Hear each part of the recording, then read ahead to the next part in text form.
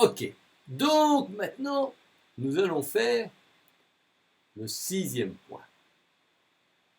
Le nombre adimensionnel qui doit intervenir dans ce problème. Tu vois G, bêta, delta t, ça te fait penser à quoi? C'est la séance consacrée à la convection naturelle. Donc, c'est évidemment notre nombre de Grashof. Le nombre de Grashof, c'est quoi? La force d'Archimède ou de flottabilité, Brian ces termes, fois le terme d'inertie, les forces d'inertie sur les forces visqueuses au carré. Bio, visqueux au carré. Ok. Et les forces d'Archimède, c'est quoi? C'est rho, g, bêta, delta t. Les forces d'inertie, c'est quoi? Rho, u au carré, divisé par L. Attention, hein, ce L-là, c'est un L en général, hein. C'est pas d'office le L de mon problème. Mais bon, c'est un L en général. Hein. Le U, là, c'est pas d'office le U de mon problème. C'est un U en général. Ok? On se comprend, hein. Et le terme visqueux, au carré. Au carré. Au carré. On a donc mu carré, pélo, U au carré divisé par L à la puissance 4.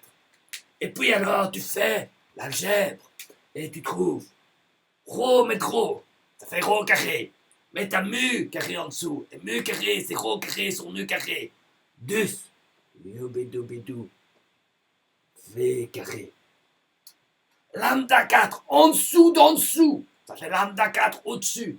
Lambda L, non, L4 en dessous d'en dessous, ça fait L cube au-dessus. L en dessous, donc ça fait L4 au-dessus, ça fait L cube. Donc tu as L cube là. Et hop. Et tu as G, bêta, delta t. Et les U carrés s'éliminent et qui reste juste ça.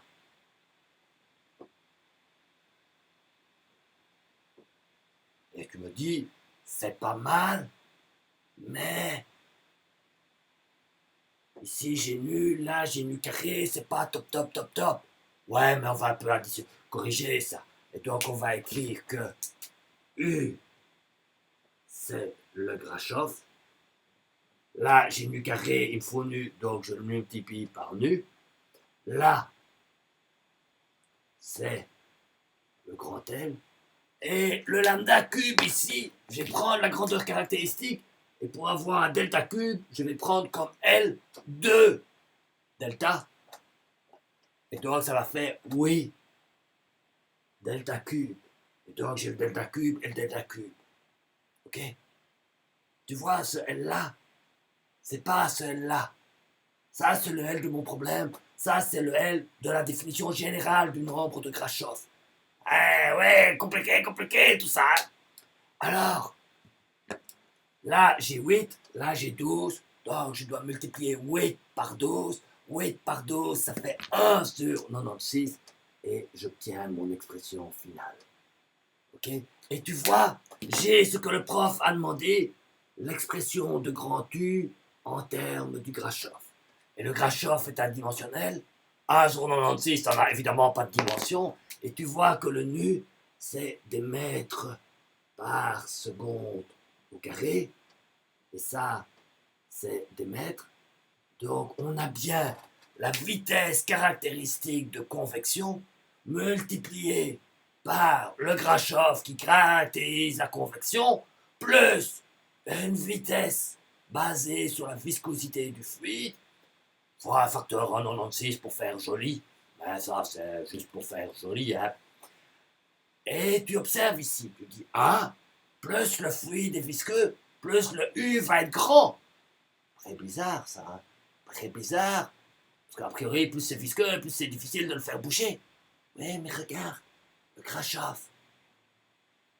Lui, il est proportionnel à 1 sur la viscosité au carré.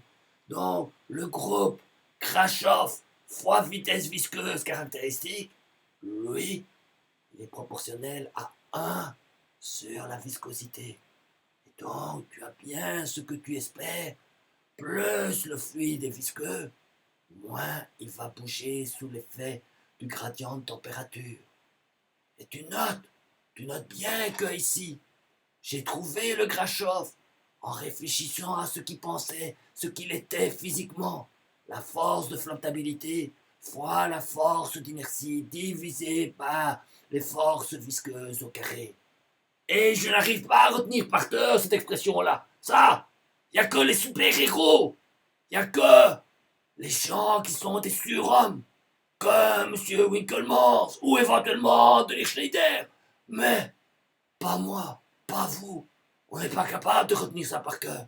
Il n'y a que les super-héros, les super-winky qui sont capables de faire ça. Des gens qui sont au-delà du normal, des super-hommes. Moi, je ne sais pas faire ça. Mais moi, je retiens ça. Le Kraschoff, c'est la force d'Archimède, fois la force d'inertie, divisée par les forces visqueuses au carré. Ça, je peux retenir. Et je retrouve la formule, juste en faisant un peu d'algèbre, et je trouve le résultat. T'as vu? C'est beau ça.